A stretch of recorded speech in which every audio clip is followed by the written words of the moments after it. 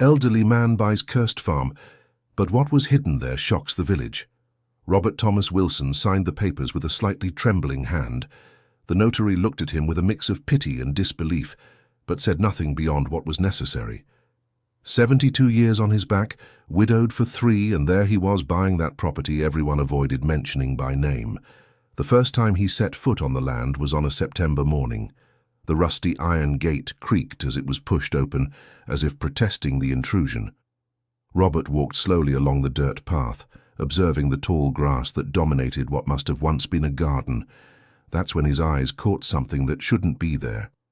Among the weeds near what remained of a wooden fence, there was something colourful half buried. He knelt with difficulty, his joints complaining about the movement. When his hands brushed away the dry earth, his heart seemed to stop. A little red fire truck, exactly like the one Robbie carried everywhere. The same black wheels, the same broken ladder on the side. Impossible. Robert held the toy with both hands, feeling the rough plastic under his calloused fingers. 5 years. 5 years since that morning when he woke up and his grandson wasn't in bed. 5 years of searching, of posters, of sleepless nights, staring at the phone waiting for a call that never came. The police said children don't disappear without leaving traces. But Robbie disappeared.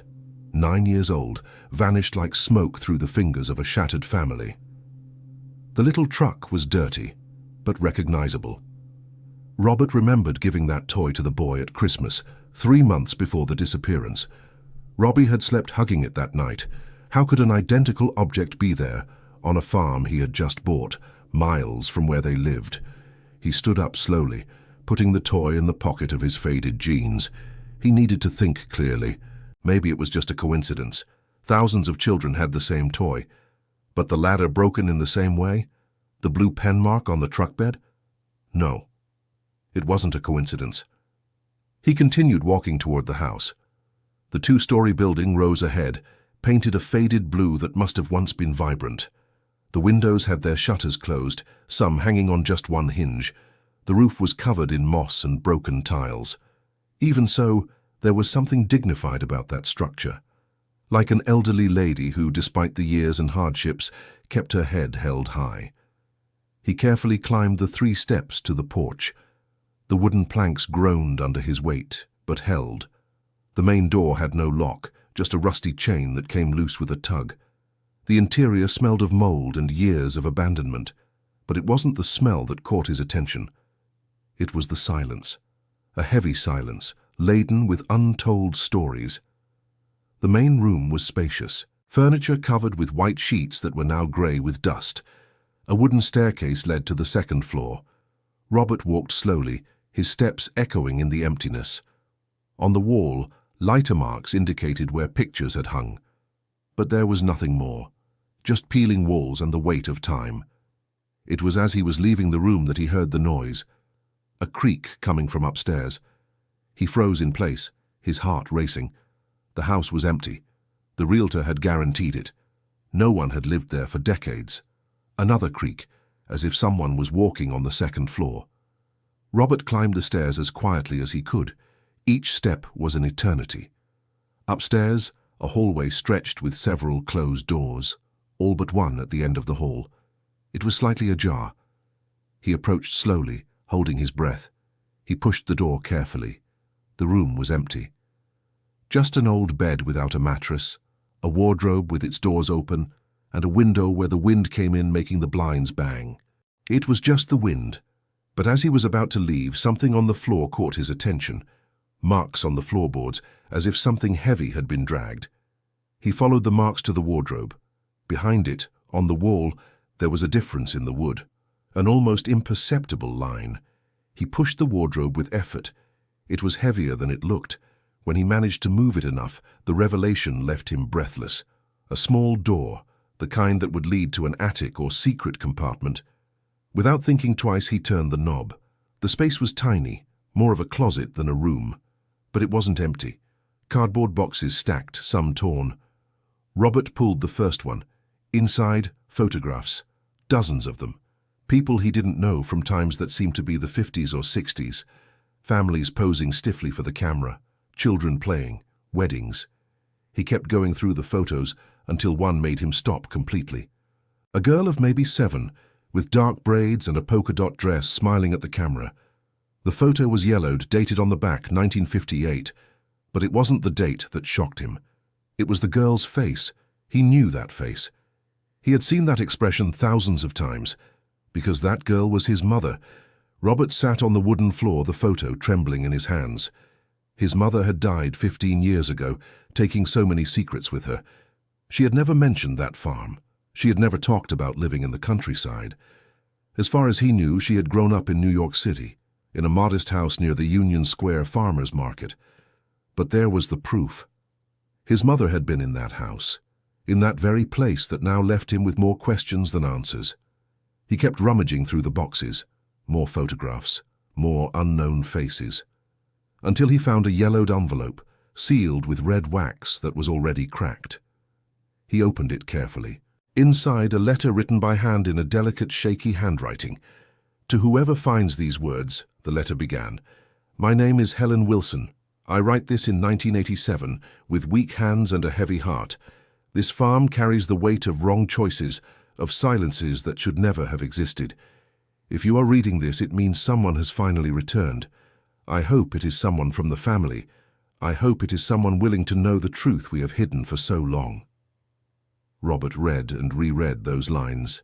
Helen Wilson, the same last name. But who was this woman?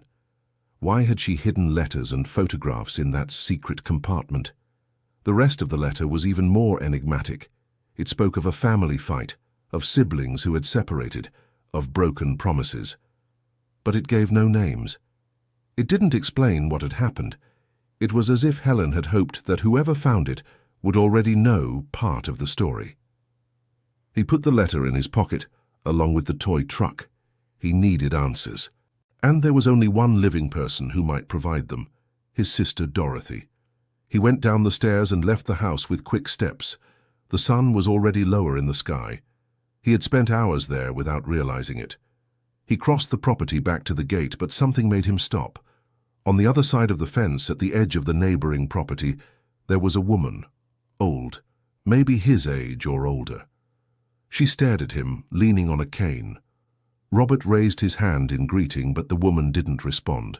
She just kept looking with an expression he couldn't decipher. Sadness, anger, fear. Before he could approach to speak to her, the woman turned and walked back to a small house hidden among the trees. He got into the car, an old sedan that had seen better days, and drove back to the village. Condemned. That's how the realtor had described the farm. Condemned by pity. Robert hadn't understood the expression at the time. He thought it was just a way of saying it was abandoned.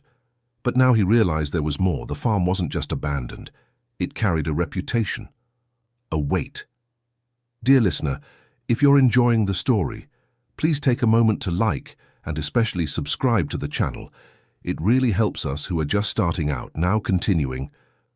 Dorothy lived in the same house where they had grown up, a single-story building in the center of the village. Robert parked out front and rang the bell 3 times before the door opened. His sister was 75 years old, 3 years older than him. Her completely white hair was tied in a tight bun. The brown eyes, so similar to his, watched him with surprise. "Robert, I thought you were still organizing the move," she said, stepping aside to let him in. "I need to talk to you, Dorothy. It's important." The living room was impeccably tidy, as always. Dorothy was meticulous down to the smallest details. They sat on the floral sofa that had been there for as long as Robert could remember. "Is it about the farm you bought?" she asked, already with a tone of disapproval. "I told you it was crazy. That place—" "It was our family's," Robert interrupted her, taking the photograph from his pocket. "Explain this." Dorothy took the photo with hands that trembled slightly. Her face paled. For a long moment, she just looked at the image of the girl who was her mother. "Where did you find this?" "In the house, hidden in a secret compartment, along with a letter from someone named Helen Wilson." The name made Dorothy drop the photo. She stood up abruptly, walking to the window with stiff steps. "You shouldn't have bought that place, Robert. You shouldn't have disturbed things that were buried for a good reason." Buried. Robert's voice rose. Dorothy, I found a toy of Robbie's there. How is that possible? His sister turned around, her face now closed in a hard expression. A toy? What kind of toy? A little fire truck, identical to the one I gave him, with the same brand, the same broken ladder. Dorothy closed her eyes, as if gathering courage for something. Sit down, Robert. I'm going to tell you a story that our mother made me swear I would never tell. Robert sat down slowly, his heart pounding. Dorothy returned to the sofa but didn't sit. She stood, arms crossed, looking at a fixed point on the wall. The farm belonged to the Wilson family for 3 generations, she began, her voice low. Our grandfather, Peter Wilson, inherited it from his father. It was a prosperous property, with coffee plantations and cattle. Peter had 4 children. Our mother, Mary, was the youngest. The other 3 were men, John, Charles, and Albert. Robert had never heard of these uncles.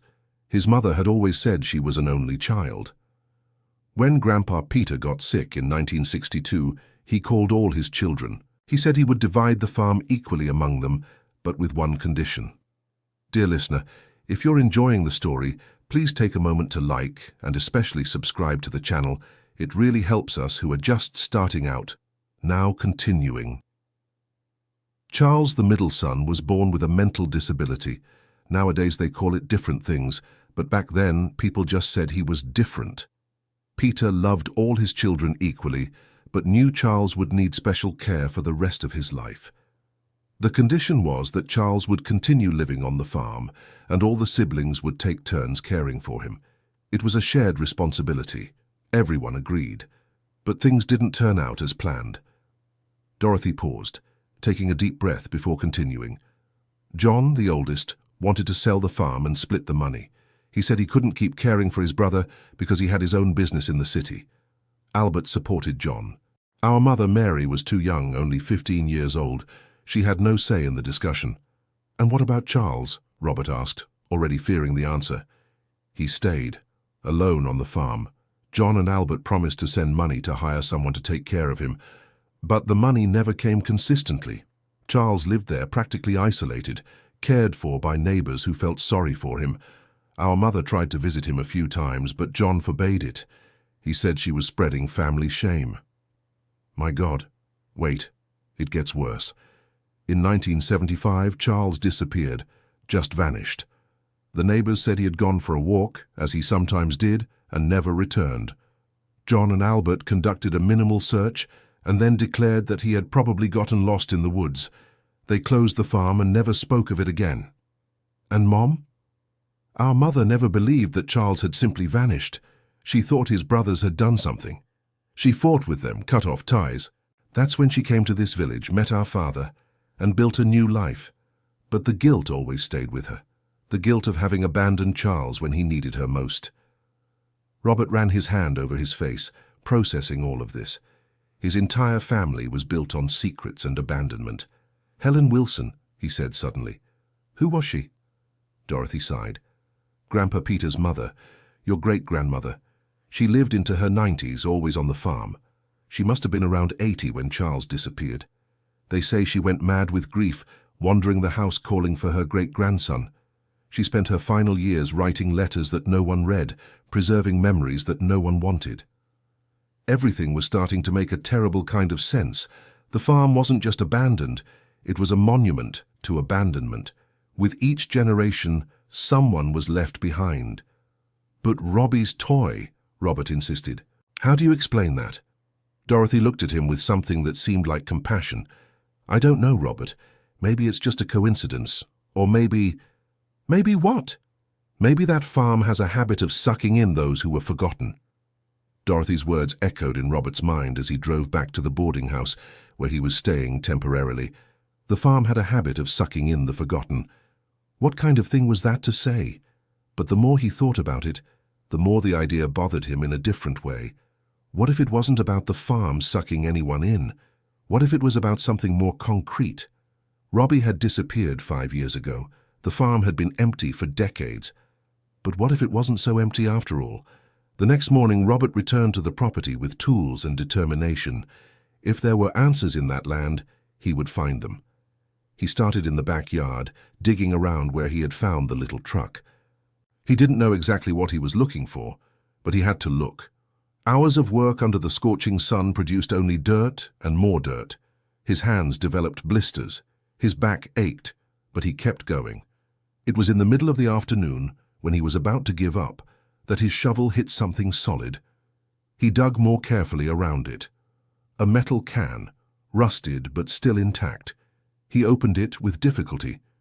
Inside, wrapped in plastic, was a notebook. The pages were yellowed, but the writing was still legible. On the first page, in childish, uneven letters, Diary of Charles.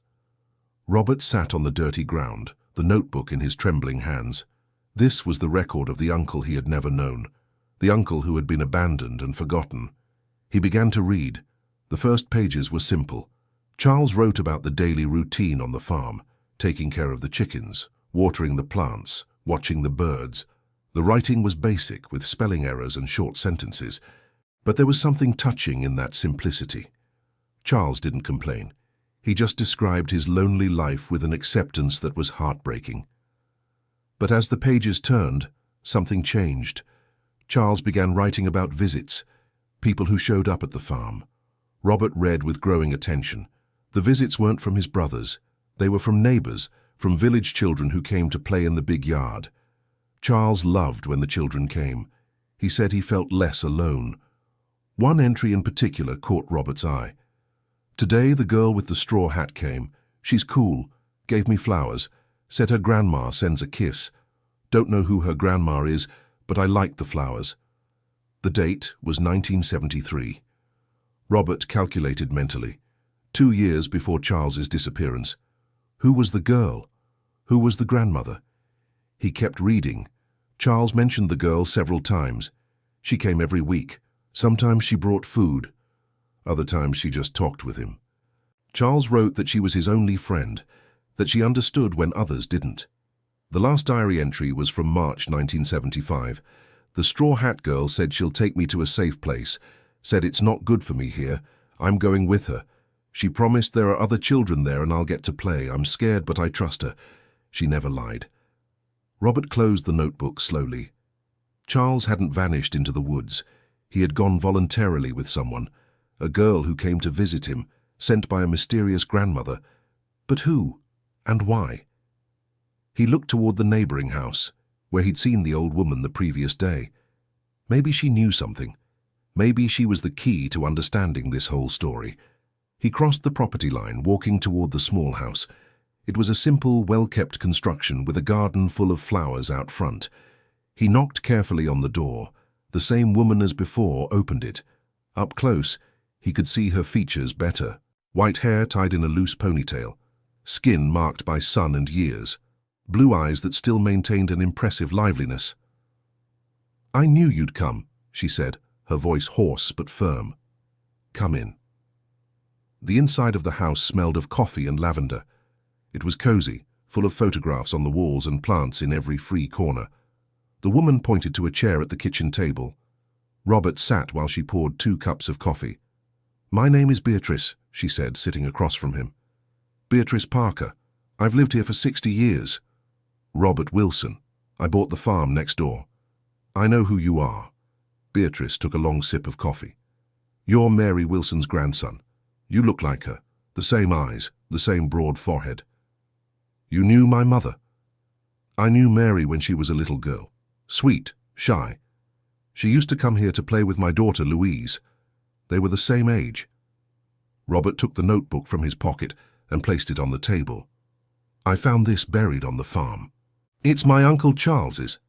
He mentions a girl who came to visit him, a girl with a straw hat." Beatrice looked at the notebook without touching it. Her eyes filled with tears. "Louise," she said simply. "It was my daughter. She visited Charles regularly. I sent her. Someone needed to look after that poor soul." "And in 1975? What happened?" Beatrice stood up and walked to a shelf. She took a wooden box and returned to the table, opened it carefully. Inside were photographs, letters, and a small faded straw hat. "Louise was 19 in 1975, Beatrice began. She was a determined young woman, full of ideas about justice and caring for others.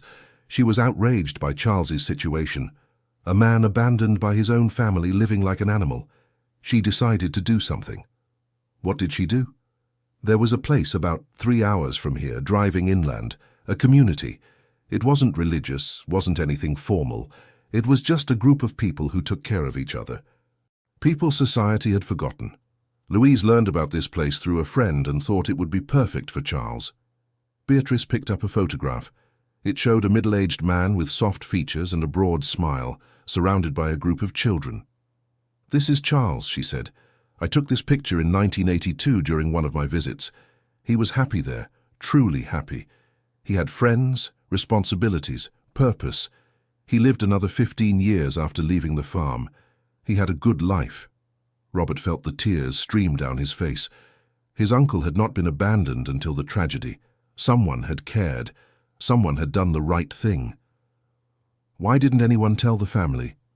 "Because Louise was afraid," Beatrice answered, her voice heavy with emotion. "John and Albert had power, money, connections. If they knew Charles was alive somewhere, they might try to find him and bring him back to that loneliness. Or worse. So we kept it a secret. Only me, Louise, and a few people in the community knew. And my mother? Mary never knew. Louise wanted to tell her, but I forbade it. The fewer people who knew, the safer Charles would be. It was a difficult decision, but a necessary one." Robert wiped the tears with the back of his hand. There had been so much unnecessary suffering. So many years of guilt his mother had carried, believing she had failed her brother. "But the toy," he said, remembering the little truck. "I found a toy belonging to my grandson at the farm. How do you explain that?" Beatrice's face closed off. "Your grandson, the boy who disappeared? Robbie. He vanished 5 years ago. He was 9 years old. I found the little truck buried in the same place where Charles's notebook was." Beatrice fell silent for a long moment, her fingers drumming nervously on the table. "There's something I need to show you," she said finally, standing up. They went to the backyard. There, hidden among fruit trees, was a small structure like a shed. Beatrice opened the door with a key she took from her pocket. Inside, the space was surprisingly organized. There were labeled boxes, shelves with various objects, an old but clean sofa, and on a small table surrounded by small chairs there were toys, several toys. "Louise turned this place into a refuge," Beatrice explained. "After helping Charles, she started helping other people. Children, mostly. Children who needed a safe place away from bad situations. She never married, never had children of her own, but she cared for dozens over the years." Robert walked slowly among the boxes, reading the labels. Names of children he didn't know. Dates. Small notes about each one. Then he saw it. A box with the name Peter on it. He knelt and opened it with trembling hands. Clothes. Some items he recognized. Shoes. And more toys, including a stuffed bear that Robbie loved, which everyone thought had been taken in the disappearance. "Louise," Beatrice spoke softly behind him. "She saw your grandson a few times. He used to come play in the back of the farm. Louise always had a radar for children who needed help. She noticed that Peter seemed scared, always looking over his shoulder, as if expecting something bad." "Scared? But of what?" "We took good care of him." "Sometimes the danger doesn't come from strangers, Robert. Sometimes it comes from inside the home." The words hit like a punch. Robert thought of his home, of his daughter, Susan, Robbie's mother, of her husband, Richard. He had always found his son-in-law a bit controlling, a bit aggressive, but he never imagined... "Did Louise take my grandson?" The question came out as a whisper. "No," Beatrice shook her head.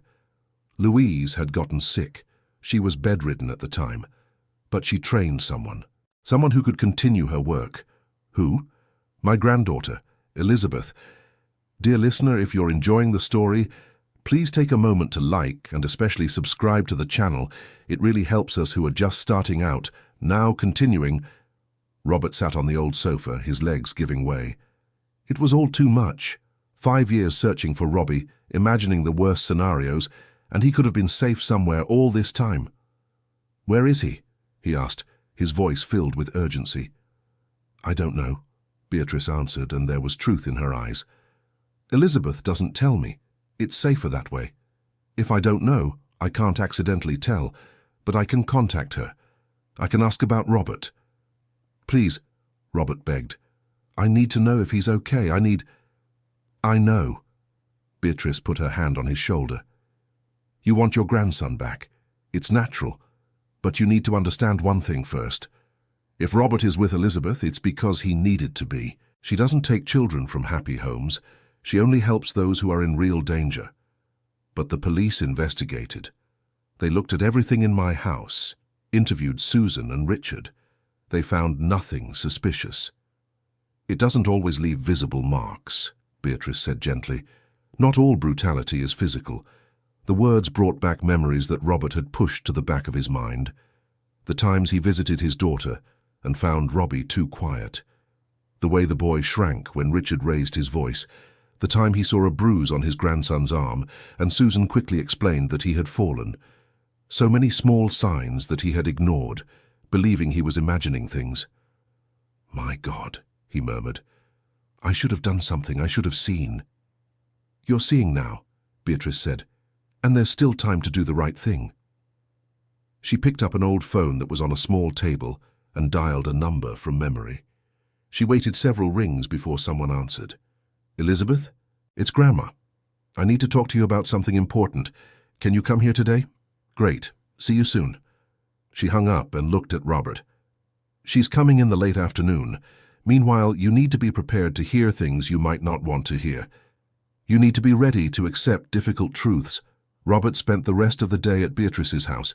She prepared lunch and told him more about Louise, how her daughter had dedicated her entire life to helping the forgotten and invisible, how she had created an informal support network, connecting people who needed help with people who could help, how she had kept everything secret because the official world didn't always do what was right. "Louise passed away 3 years ago," Beatrice shared, her voice choked. "Cancer. It was too fast. But before she left, she trained Elizabeth. My granddaughter was 22 at the time. Young, but with the same big heart as her great-aunt. Elizabeth is my youngest son's daughter. She grew up hearing Louise's stories. She always wanted to follow in her footsteps. When Louise got sick, Elizabeth dropped out of college to care for her. That's when Louise passed on all her knowledge. When the sun began to set, an old pickup truck parked in front of the house. A young woman got out, brown hair tied in a ponytail, simple clothes, work boots. She couldn't have been more than 27 or 28 years old, but there was a maturity in her eyes that went beyond her age. Elizabeth entered the house and stopped when she saw Robert. Her eyes widened slightly. "You're Robert's grandfather," she said, not a question, but a statement. "I am—" Robert stood up. "And you know where he is." Elizabeth exchanged a quick look with her grandmother before sitting at the table. Robert and Beatrice did the same. "Before anything, I need to know," Elizabeth began, her voice firm but gentle. "What do you know about Richard Taylor?" The name of his son-in-law brought a tightness to Robert's chest. "He's my son-in-law. He married my daughter Susan 10 years ago." "And how is their marriage?" Robert hesitated. The truth was he didn't really know. "Susan always says everything's fine, but You what?" "Sometimes I think she's not as happy as she pretends to be." Elizabeth nodded, as if she had expected that answer. "Richard Taylor is a violent man," she said bluntly. "Not physically, or at least not in a way that leaves permanent marks, but psychologically. He controlled every aspect of Susan and Robert's life. He decided what they ate, what they wore, who they could talk to. Robert was 9 years old and couldn't have friends. He couldn't go out alone. He couldn't even choose his own toys. The words fell like stones on Robert. He wanted to protest, to say it wasn't that bad. But he couldn't, because when he really thought about it, he saw the signs. Susan always asked Richard for permission before accepting invitations. Robbie never had little friends from school over to the house. The visits were always brief and controlled. "How do you know this?" "Because Robert told me," Elizabeth answered. "I found him crying at the back of the farm 5 years ago. He had run away from home. He said he couldn't take it anymore, that his father yelled at him over anything, that his mother had stopped defending him. And you just took him away? Not immediately. Elizabeth leaned forward. I talked to him several times over 2 months. I came here to the refuge that Aunt Louise had created. I observed. I confirmed. And when Robert begged me, crying, saying he would rather have anything than go back to that house, I helped him. That's kidnapping, Robert exploded, standing up abruptly. It's rescue, Elizabeth countered, unshaken. And you know it. Deep in your heart, you always knew something was wrong. But it was easier to pretend everything was fine. The accusation hurt because it was true. Robert had chosen ignorance. He had chosen to believe Susan's words instead of trusting his own instincts. He had abandoned his grandson the same way his family had abandoned Charles. The pattern repeated itself. He sat back down, defeated. Where is he? In a safe place, Elizabeth answered. That's all I can say for now, but I can tell you that he's doing well. He goes to school, has friends, can play. He's being cared for by people who truly love him. And Susan, she's suffering. She's been devastated since the disappearance. Susan made choices. Elizabeth's voice hardened a bit. She chose Richard over her own son, time and time again. When Robert came crying, saying his father had called him useless, she told him to apologize for upsetting his father. When the school teachers asked why he was so isolated, she made up excuses. She was afraid of him, Robert defended, though he knew it was a weak excuse. She was. But fear is no excuse for not protecting a child. Fear doesn't justify letting her suffer.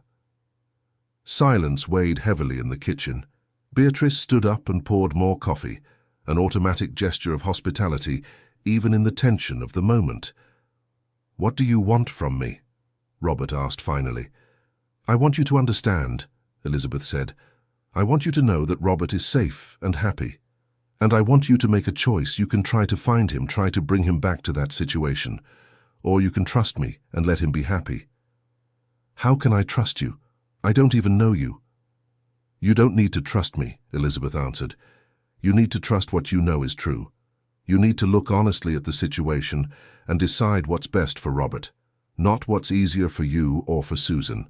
What's best for a 14-year-old boy who deserves to have peace. 14 years. Robbie would be 14 years old now. He was no longer the little boy who had disappeared. He was a teenager, with his own opinions, his own memories, his own life. "Can I see him?" Robert asked, his voice breaking. "Just once. Just to know that he really is okay." Elizabeth and Beatrice exchanged looks. It was Beatrice who spoke. "Maybe, but not now. First you need to prove you're ready, that you won't do anything that puts Robert at risk." "How do I do that?"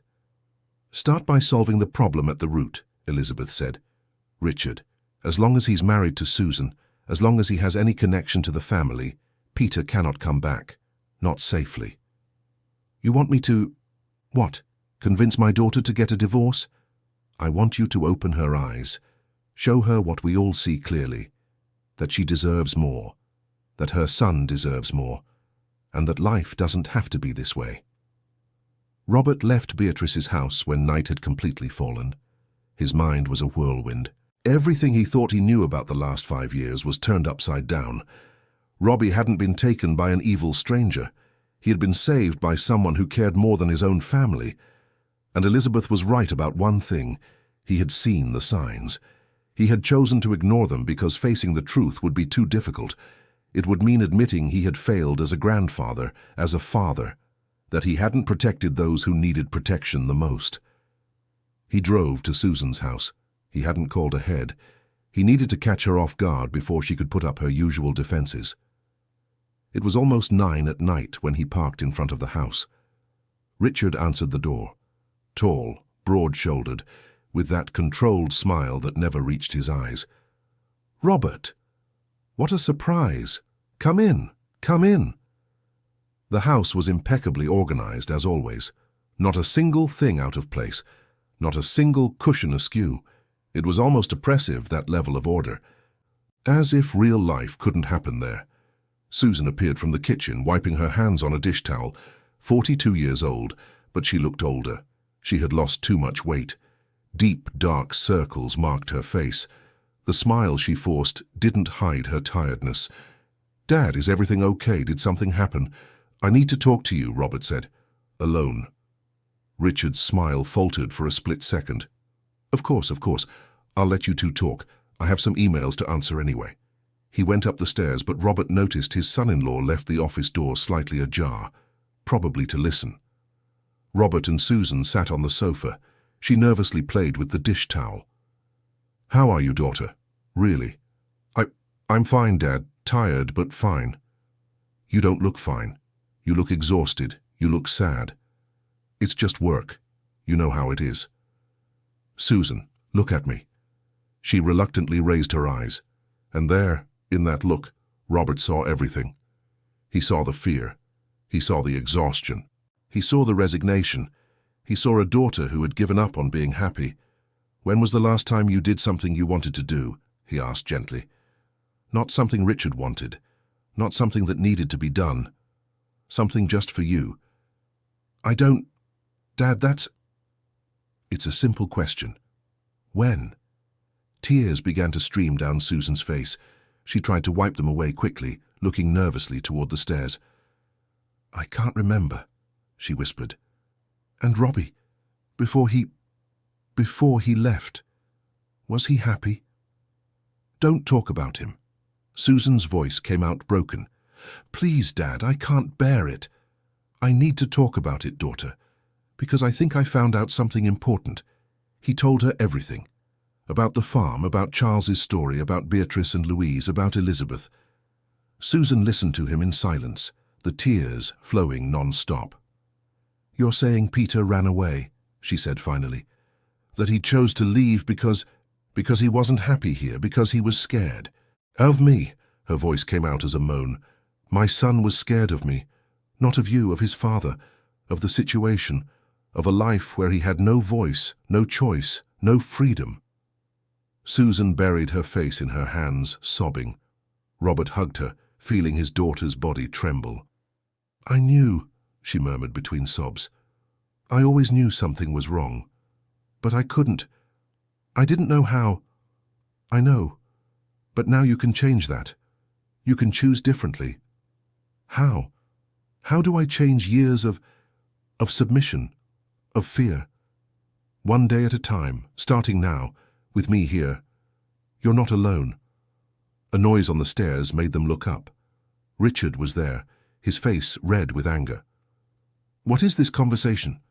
He came down the steps heavily. "You come into my house, fill my wife's head with..."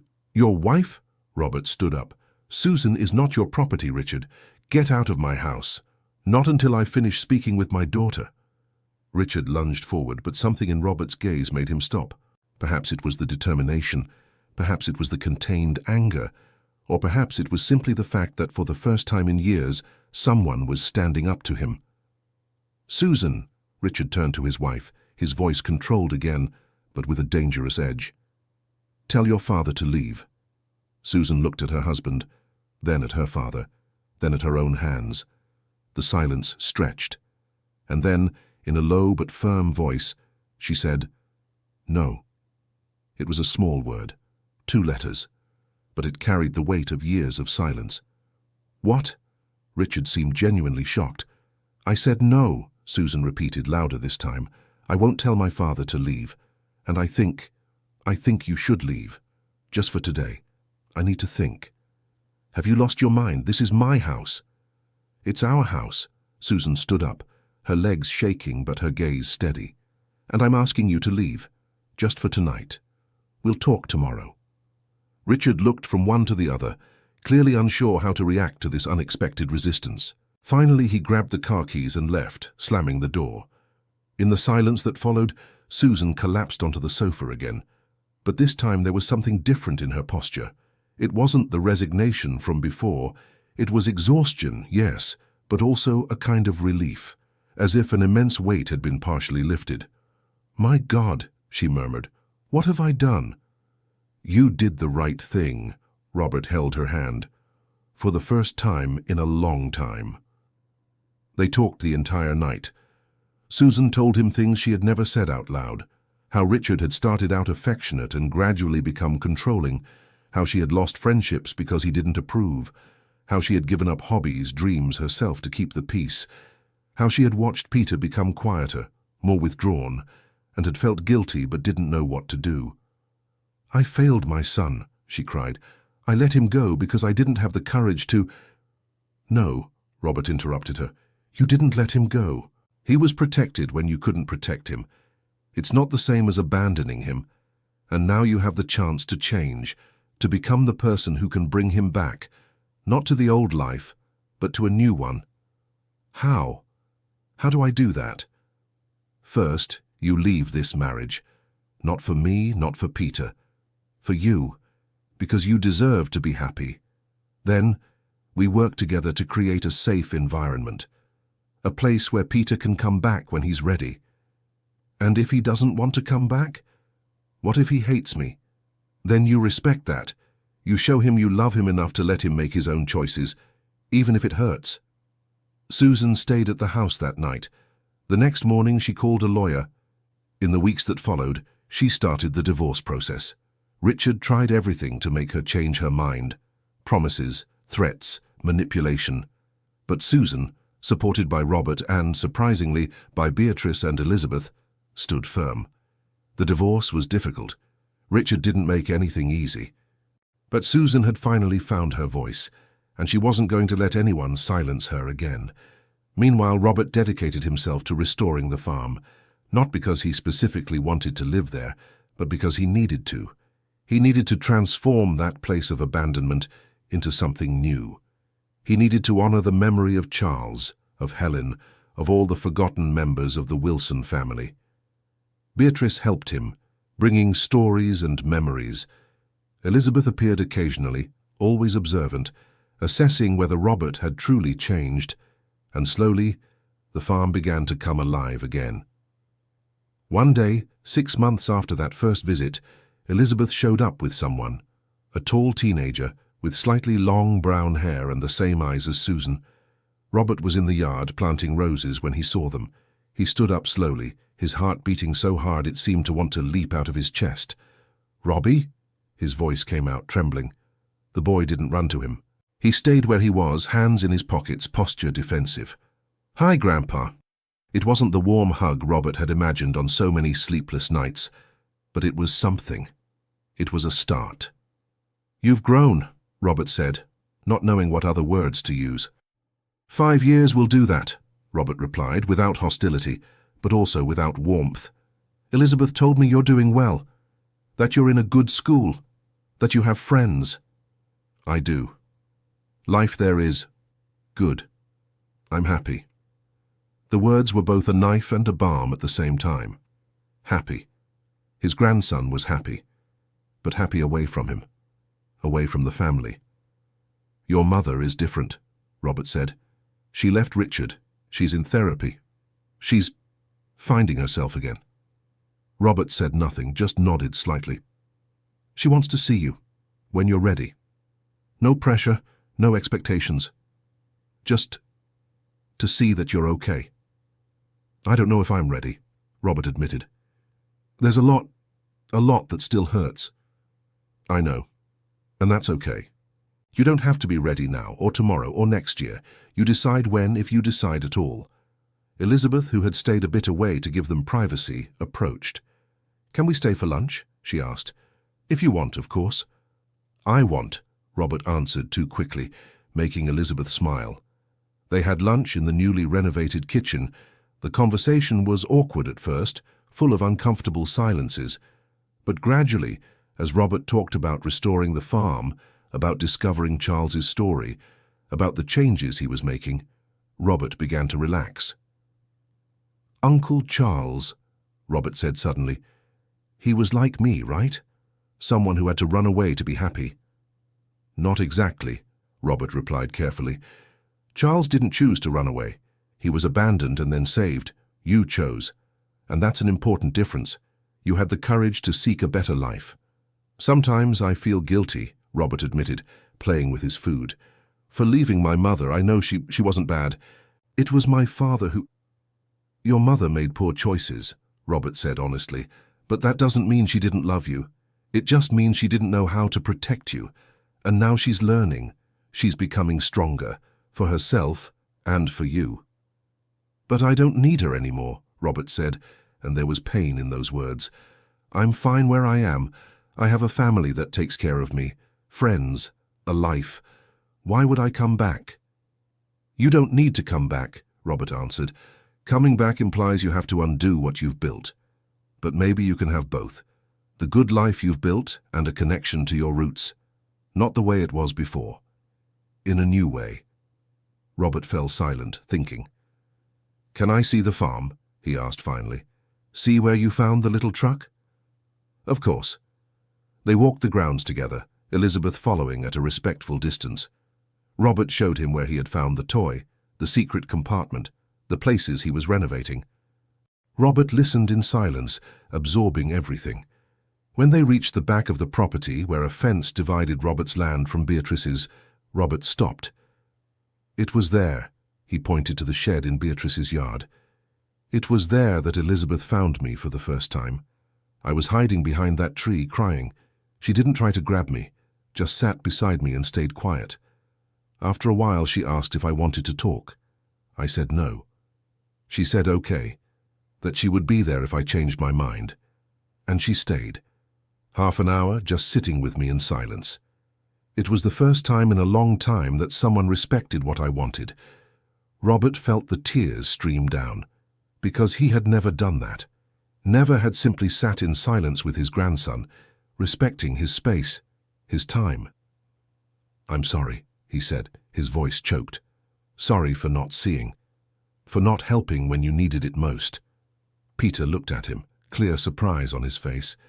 Maybe he didn't expect this honesty, this admission of failure.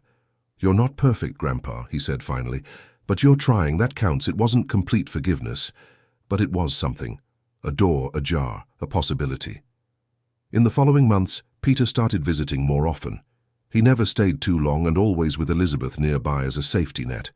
But the moments became less tense. The conversations flowed better. Gradually, grandfather and grandson began to truly get to know each other. Susan joined them on one of these visits. It had been carefully planned. Peter had agreed to see her but set clear rules. Just 1 hour. On neutral ground. The farm. With Elizabeth present. When mother and son met for the first time in 5 years, both cried. But they didn't hug. They sat in opposite chairs on the porch, with a physical distance that reflected the emotional one. You look different, Peter said, studying his mother. You too, Susan replied, her voice trembling. You're so tall. 5 years do that. I know I missed so much time. You missed it because you let it. The words were harsh, but Peter's voice held no anger, just truth. I know, Susan repeated, tears flowing freely, and I'll never be able to apologize to you enough. I'll never be able to go back in time and do things differently. But I can tell you that I'm trying, that I left, that I ended it, that I'm in therapy and trying to understand why I let things get to where they did. And why? Peter asked. Why did you let it? Susan took a deep breath, searching for the right words. Because I was afraid, because I was ashamed, because I thought I could control the situation, that I could protect you without needing to make big changes, because I was a coward. The brutal honesty seemed to surprise Peter. You admit that? That you were a coward? I admit it, because it's the truth. And you deserve the truth, not excuses or pretty justifications. I failed as a mother. Period. They talked for over an hour, exceeding the agreed limit. Peter told about his current life, about school, about his friends. Susan told about therapy, about how she was learning to set boundaries, about the small steps she was taking to rebuild herself. There was no immediate forgiveness. There was no magical reconciliation. But there was something better. Honesty. Two people looking at each other without lies, without masks, without pretending everything was okay when it wasn't. I don't know if I'll ever be able to forgive you completely, Peter said at the end. But I'm willing to try, to let you try too. It's more than I deserve, Susan replied. Thank you. Life went on. Robert finished renovating the farm and decided to make it something special. With the help of Elizabeth and Beatrice, he turned part of the property into a welcoming space. Not official, not institutional. Just a place where people who needed some time, a breather, a moment of peace could come. Children came to play on weekends. Adults came for conversation groups. The farm that had been a monument to abandonment became a symbol of new beginnings. Peter graduated from high school and decided to study psychology. He wanted to help other children who were going through what he had been through. His relationship with Susan was better, but still delicate. They met regularly, but Peter kept his boundaries. He lived with the adoptive family that Elizabeth had arranged, and he was happy there. Robert, at 74 years old, discovered a purpose he hadn't known was missing. The farm kept him busy. The volunteer work with Elizabeth and Beatrice kept him connected, and Peter's visits, though spaced out, gave meaning to everything. One afternoon, almost 2 years after that first visit to the farm, Peter arrived alone, without Elizabeth as a companion. It was the first time. "I thought I'd drive a bit," he explained, when Robert looked surprised at the empty car. "Elizabeth says you're reliable now." There was a slight smile on his lips. "Am I?" Robert smiled back. "You're getting better, at least." They walked together around the property. Peter now knew every corner. He knew where Robert had planted the roses in honor of his grandmother. He knew where the bench he had built with his own hands was located. He knew about the small plaque that said, "For Charles, who deserved more." "I'm thinking of studying abroad," Peter said suddenly. "There's a good university about 4 hours from here that offered a scholarship." Robert felt a tightness in his chest, but said, "That's great, Peter. You deserve it." "Yeah, but I was thinking, maybe I could come here some weekends if you want, to help with the farm, with the projects." The tightness in his chest turned into warmth. "I'd like that very much." "Okay, then that's it." Peter hesitated for a moment, then added, "Thank you, Grandpa, for not giving up. For doing all this. Thank you for giving me a second chance." They stood there, grandfather and grandson, in comfortable silence as the sun set over the farm that had once been condemned and was now a home. A few months later, Robert found another box hidden in the house during a renovation in the attic. Inside, more letters from Helen, but these were different. They were love letters. He read them carefully, slowly reconstructing a story that had been erased. Helen had fallen in love with a man who wasn't her husband, a forbidden love, impossible at the time. They met in secret at the farm. They planned to run away together, but Helen discovered she was pregnant, and at that time, in 1935, there was no real choice. She married the man she was supposed to, not the one she loved. She had children, including Robert's grandfather, Peter. She lived a life that seemed correct on the outside, but was broken inside. The last letters were the saddest. The man she loved had gone away, married someone else, lived his own life, and Helen stayed, taking care of the farm, taking care of the family, carrying the weight of unlived love. "Perhaps it is my punishment," she wrote in one of the last letters, "for desiring something I couldn't have, for not having the courage to fight for what I wanted. Now I see my children repeating the same patterns, choosing what is easy or acceptable instead of what is true. And I don't know how to break this cycle."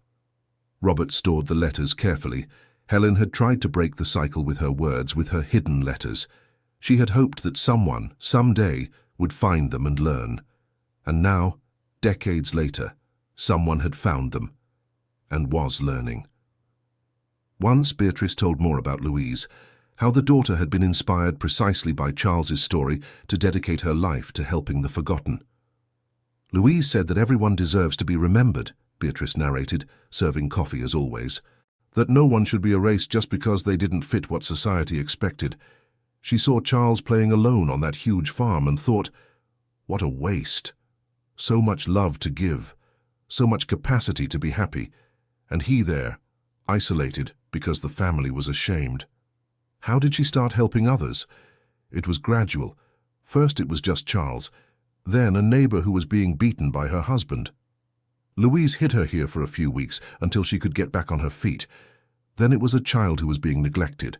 And so it grew. It was never a formal organization, just Louise seeing a need and responding. Did she never want to make it official? To create something more structured? She thought about it, but she was afraid that bureaucracy would get in the way more than help, that rigid rules would prevent her from doing what was right in specific situations. So she kept everything simple. A network of trusted people, a safe place when needed, and a lot of silence. Robert thought a lot about that, about how sometimes doing the right thing meant working outside the official systems, not because the systems were inherently bad, but because sometimes they were slow or blind or too rigid to respond to urgent needs. One day, Elizabeth brought a girl to the farm, maybe 10 years old, too thin, with frightened eyes that saw everything.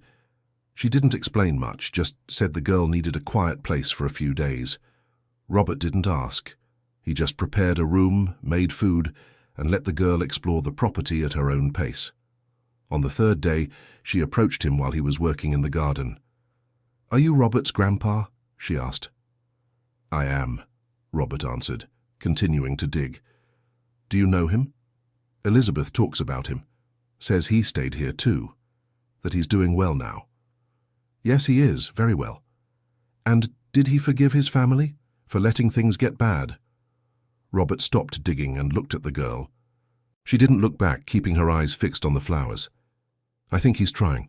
Forgiveness is complicated. It doesn't happen all at once. It's a process. And if we can't forgive, are we bad? No. We're human. Sometimes the things that hurt us are too big to be completely forgiven, and that's okay. The important thing is not to let anger consume us, not to let the past block the future." The girl finally looked at him. "Thank you," she said simply, before going back inside the house. She stayed another week before Elizabeth took her away. Robert never knew her full name, or where she had come from, or where she went. But he knew he had helped, even if it was just by offering a safe space for a few days. Robert's birthday, 75 years, was celebrated at the farm with a party he hadn't planned. Beatrice and Elizabeth organized everything. Susan came along with Robert. Neighbors Robert barely knew showed up. Children who played on the property on weekends ran around the backyard. It was a loud, chaotic celebration, full of life, exactly the opposite of what that farm had been for so many decades. In the middle of the party, Robert pulled Robert aside. "I have something for you," he said, handing him an envelope. Inside was a letter, handwritten, with the still somewhat unsure handwriting of a 14-year-old. "Grandpa, you asked me once if I could have both. The good life I built and a connection to my roots. At the time I didn't know if I believed that, but I think you were right. I think it's possible. It won't be perfect. There will be hard days. There will be moments when the bad memories come back, but there will also be good days, like today, and those days are worth it. Thank you for showing me that it's possible to rebuild, that it's never too late to start again. Happy birthday. Robert." Robert read and reread the letter, tears blurring his vision. When he looked up, Robert was there, waiting. And this time, when Robert opened his arms, Robert didn't hesitate. The hug was long, tight, full of everything words couldn't express. "Thank you," Robert whispered, "for giving me this chance." "Thank you for making it worth it," Robert answered. Life was never perfect after that. There were bad days. Susan had relapses, moments when doubt and fear returned. Peter had nightmares, flashbacks to times he'd rather forget. Robert wrestled with guilt, with the weight of all the lost years. But there were also good days, more and more of them. Susan started dating someone kind, who treated her as an equal. Peter excelled in university, forming lasting friendships. Robert saw the farm transform into exactly what Helen had dreamed of, a place of new beginnings. Elizabeth continued her quiet work, helping the invisible, the forgotten.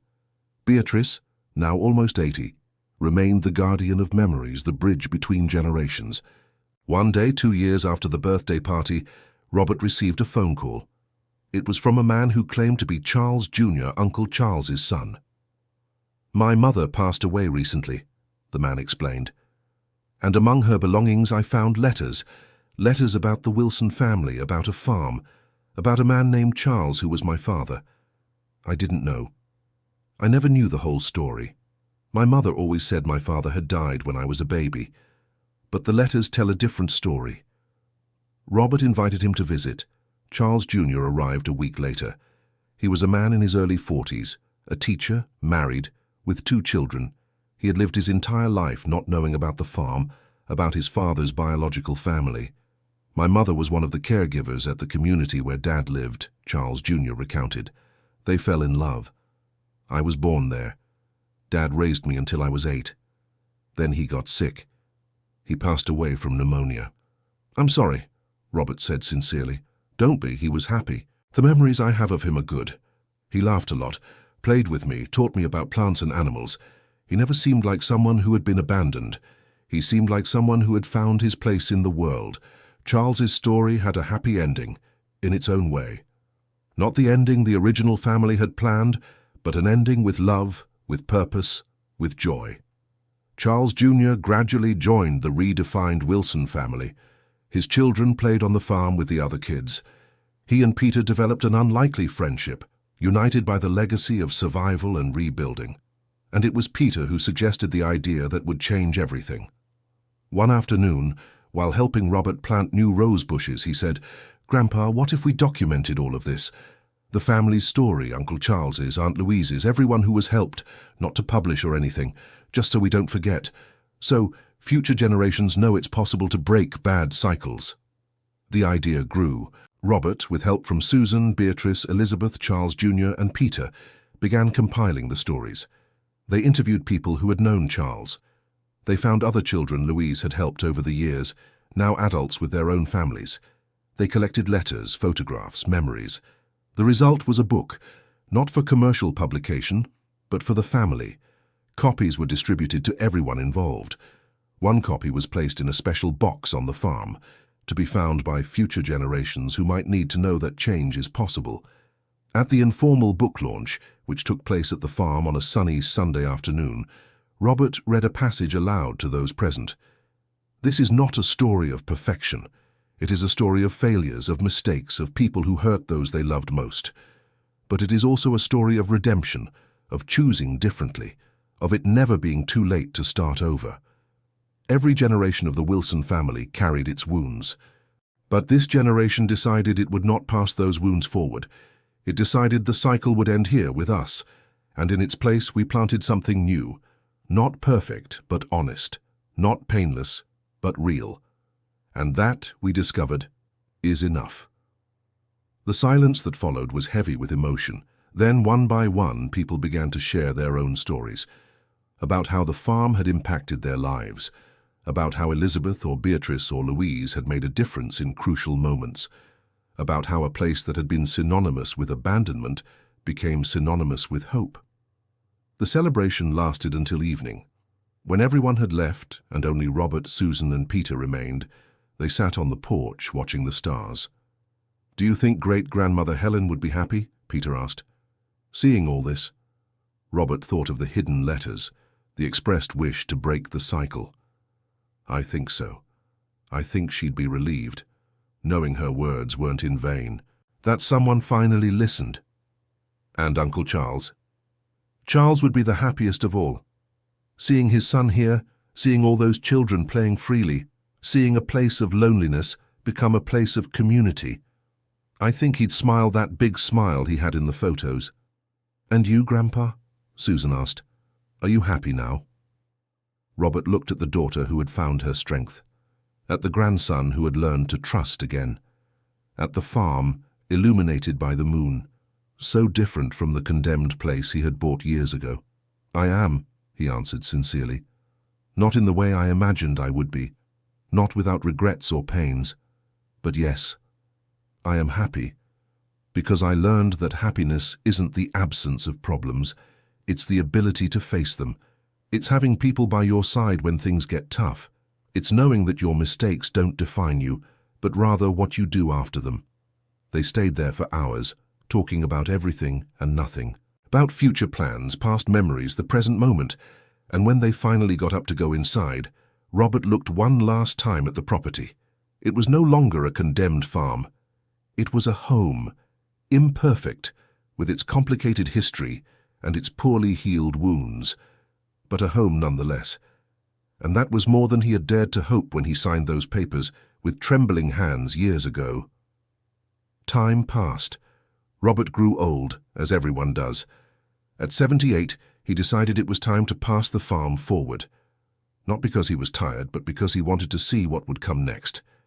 He wanted to see the next generation take over the legacy they had built together. He called the whole family for a meeting. Susan, now 52, stronger and happier than she had been in decades. Peter, 24, recently graduated and starting his career as a psychologist. Charles Jr. and his family, Elizabeth and Beatrice. Even Richard was mentioned, though no one had been in contact with him for years. This farm, Robert began, isn't just a piece of land. It's a symbol of everything we learned about family, about forgiveness, about second chances, and I can't keep it forever. I need someone to continue the work we started. There was a moment of silence. Then Peter spoke. I want to keep this place alive. I want to continue helping children like I was helped, but not alone. I want to do it with Mom, with Cousin Charles, with Elizabeth, as a team. The proposal was perfect. The farm would officially become a shelter space, but keeping the informal spirit it always had. Peter would live there and manage the daily operations. Susan would help with organization and fundraising. Charles Jr. would contribute with his teaching skills. Elizabeth would continue doing what she always did, identifying who needed help and connecting needs to solutions. The transition took months to complete. Legal papers, additional renovations, training. But finally, on a clear September day, exactly 3 years after Robert had bought the property, the farm was officially transferred. Robert didn't move out completely. He kept a room there where he stayed a few days each week. But he also spent more time traveling, visiting places he had always wanted to see. Beatrice, surprisingly, accompanied him on some of these trips. The friendship between them had deepened over the years, built on mutual respect and a shared understanding of life. The farm prospered under the new management. Robert revealed a natural talent for working with traumatized children. Susan discovered she was good at negotiation and secured impressive donations from local businesses. The community began to see the farm not as that strange, condemned place, but as a valuable resource. Stories started to circulate. The girl who had arrived mute and after 6 months at the farm started speaking again. The aggressive boy who found peace tending the garden.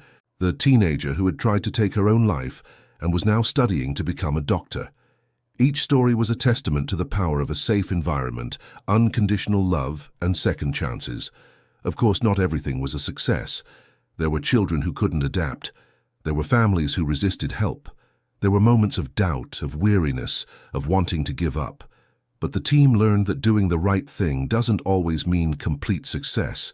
Sometimes it means trying, failing, and trying again differently.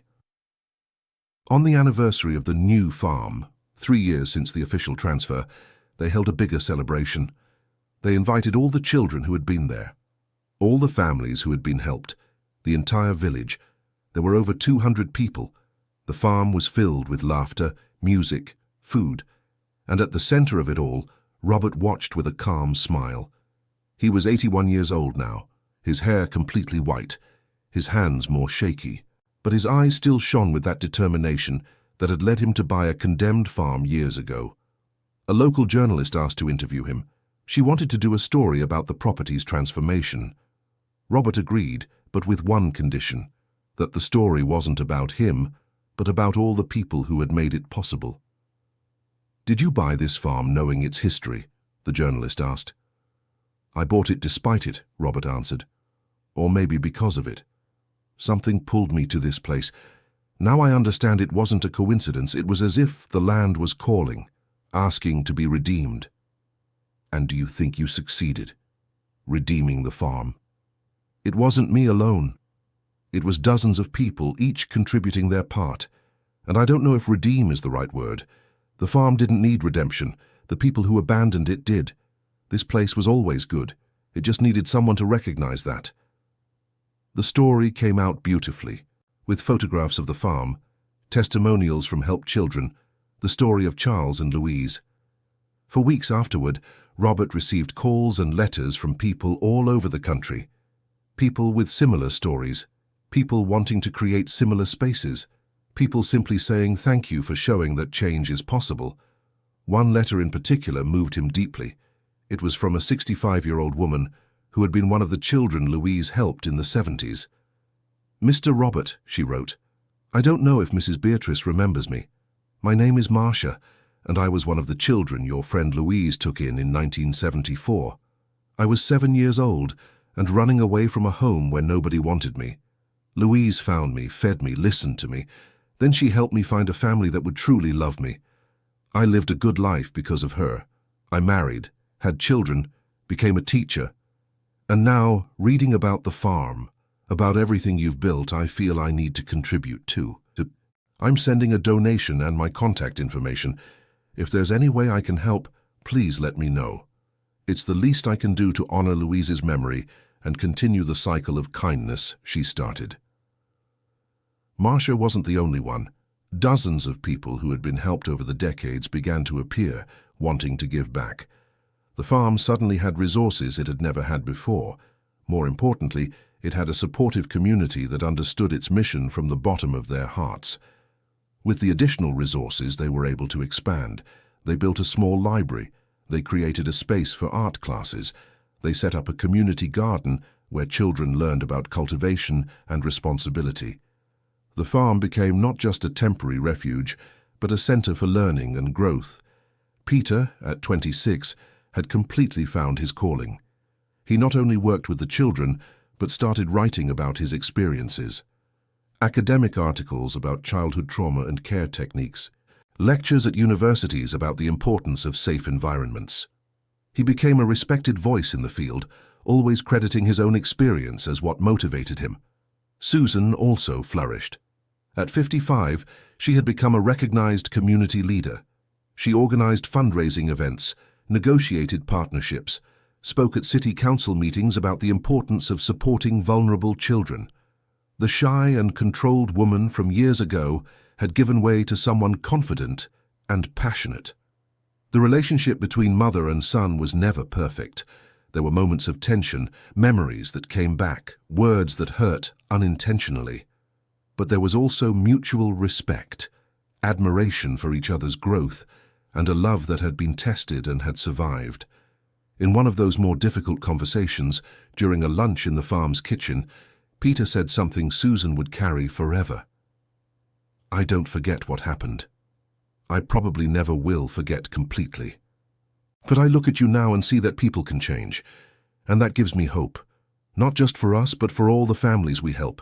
Because if you could do it, if Grandpa could do it, if I could do it, then others can too," Susan cried, as she did every time the subject came up.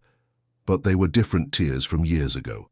They weren't of despair or paralyzing guilt. They were of acceptance, of gratitude for the second chance, of hope for what was still to come.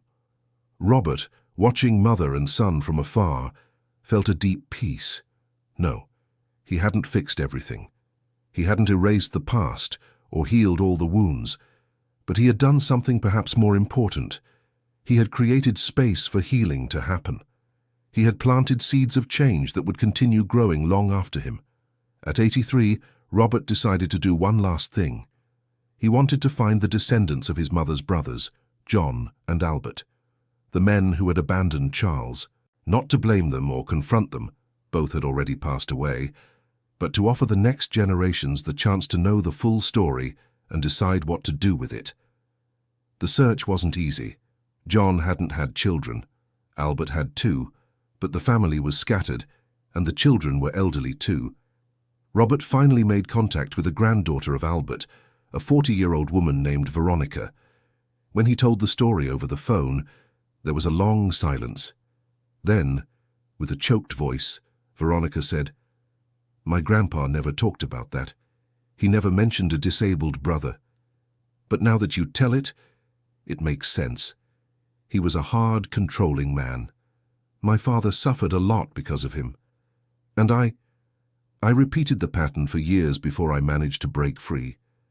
It's as if the shame and control passed through the generations without us knowing why. Robert invited her to visit. Veronica came, bringing her teenage son. She saw the farm, heard the full stories, saw Helen's letters, the pictures of Charles. She cried a lot, but she also gave thanks. "I didn't know I needed to know this," she said, "but I did. My son needs to know too. He needs to understand where we came from to be able to choose to be different." Veronica's son, Raphael, 16 years old, was fascinated by the story. He began asking questions, wanting to know more. He started visiting the farm regularly, volunteering his help. Robert saw something special in the boy, an awareness, a desire to make a difference. It was Raphael who suggested something no one had thought of. "What if we created an archive?" he said one afternoon. "Not just for the Wilson family, but for all families with stories like these. Cycles that need to be broken. It could be a resource, you know, for people trying to understand their own family patterns." The idea was ambitious, but also brilliant.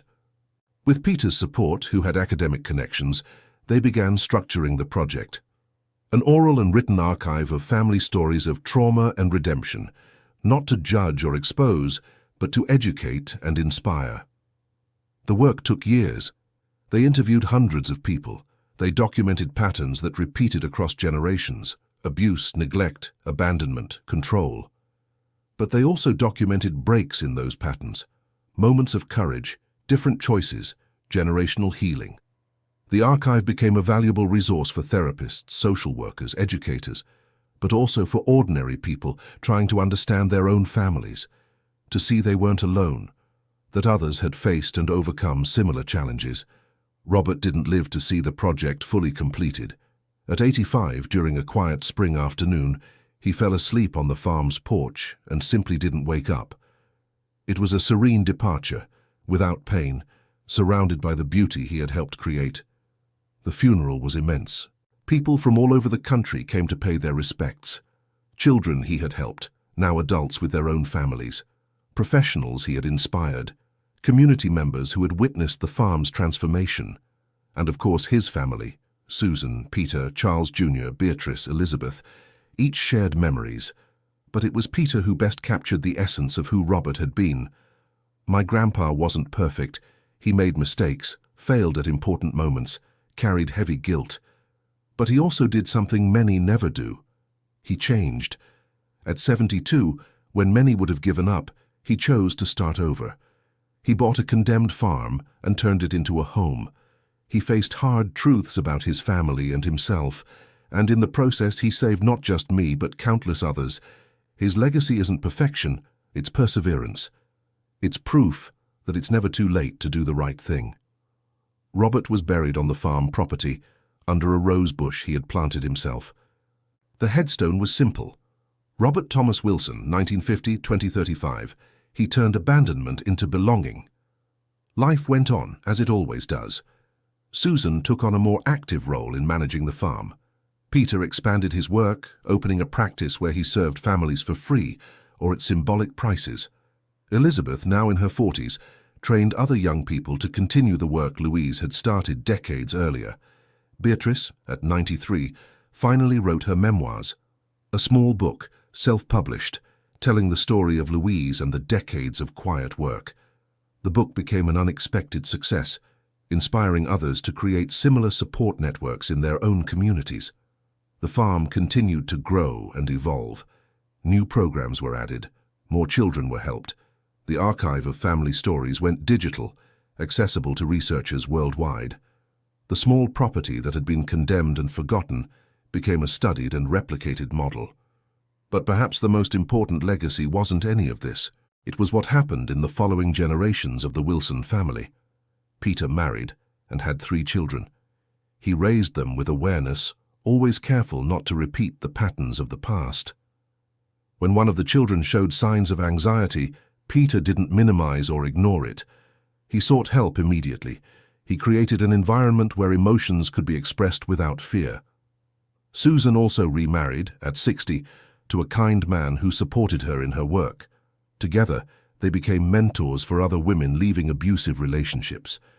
Susan spoke openly about her own experiences, without shame, offering her story as proof that starting over is possible. Charles Jr. continued teaching, but also began writing children's books, stories about acceptance, about being different, about finding your place in the world. Each book was, in a way, a tribute to the father he barely knew, but who left a profound impact. Veronica and her son Raphael maintained close contact with the family. Raphael studied psychology, inspired by Peter. He specialized in generational trauma and became one of the leading researchers in the field. His work often cited the farm archive as a fundamental source. The farm itself became more than a physical place. It became a symbol. When people talked about breaking family cycles, about second chances, about turning pain into purpose, the story of the Wilson farm was inevitably mentioned. Documentaries were made, books were written. Students of all kinds, psychology, social work, history, visited to learn. But most importantly, ordinary families visited.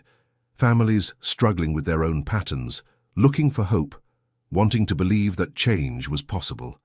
And every time someone new arrived, they were welcomed in the same way Charles had been welcomed by Louise decades before. With respect, without judgment, with the implicit message, you matter, your story matters, and you deserve a chance to write a different ending. 30 years after the original purchase of the farm, when Peter was 54 and his own temples were already graying, he decided to do a complete retrospective, to account for how many people had been directly impacted by the work started by his grandpa. The numbers were impressive. More than 1,000 children had passed through the farm over the decades. Of these, 70% had managed to build stable and healthy lives. Many had become helping professionals, teachers, therapists, social workers, perpetuating the cycle of kindness. Indirectly, considering families and communities, the impact reached tens of thousands.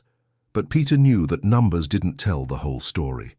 The true impact was in the small things. In the hug a mother could finally give her child without fear of disapproval. In the teenager who for the first time believed they deserved to be loved. In the child who learned that their feelings were valid. These moments couldn't be quantified, but they were where the true transformation happened. One afternoon, while walking through the property he knew so well, Peter stopped at his grandpa's grave. He did this regularly, a way of maintaining the connection. "Hi, Grandpa," he said as he always did. "Came to tell you the news. The farm is doing well. Really well, actually. But you probably already know that, from wherever you are." He sat on the grass beside the headstone, as he had done hundreds of times. "Sometimes I think about what it would be like if you hadn't bought this place, if you had given up when you discovered the whole complicated history, or if you hadn't believed in me when I needed it most. My life would be completely different. I'd probably still be running away, or worse." A gentle breeze rustled the rosebush leaves. Peter smiled. "But you bought it. You believed. And not only did you change my life, but so many others' lives too. I hope you know that. I hope that from wherever you are you can see what you started. And I hope you're proud." He stayed there for a while, just absorbing the peace of the place. The farm had that effect. No matter how stressed you arrived, after some time there, something in you calmed down. It was as if the land itself had been healed and now offered that healing to others. When he finally got up to leave, Peter made a silent promise. He promised to continue the work, not just keeping the farm running, but keeping alive the spirit that animated it, the spirit of second chances, of possible forgiveness, of love that persists even when everything seems lost. End of story. And now, dear listener, tell us what you thought of this story. From where are you listening to us? Have you ever been through a similar situation where it was necessary to break with family patterns? Do you believe that Robert made the right choices? We would love to read your honest opinion in the comments. Thank you so much for your company on this emotional journey. Don't forget to leave your like and, most importantly, subscribe to the channel so you don't miss other touching stories like this one.